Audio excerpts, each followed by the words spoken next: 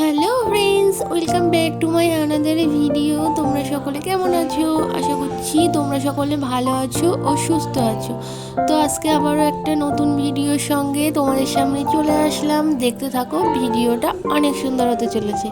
আমাদের বাড়ির সামনে যে হরিনাম সংকীর্তন হচ্ছে সেটার আজকে রাসলীলা হচ্ছে। আর তোমরা সকলেই জানো রাস কিন্তু মধ্যরাতে হয়, মানে রাত 12টার পর। তো সেই জন্য এই অনুষ্ঠানটা রাত 12টার পরে হচ্ছে।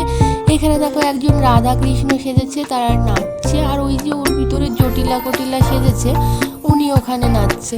তো দেখো এনারা কেমন নাচছে সেটা তোমাদের সঙ্গে শেয়ার করছি। যদি তোমাদের ভালো লাগে তাহলে প্লিজ একটা লাইক, কমেন্ট, শেয়ার করো এবং চ্যানেলটাকে সাবস্ক্রাইব করো। শুধু সাবস্ক্রাইব করলে হবে না, সাবস্ক্রাইব করার পরেই পাশের বেল বাটনটা প্রেস করে অলটাকেও প্রেস করে নেবে। তাহলে আমি যখনই কোনো ভিডিও পোস্ট করব সেটার নোটিফিকেশান সবার আগে তোমার কাছে, তোমার ফোনে চলে যাবে। তো চলো ভিডিওটা দেখতে থাকো।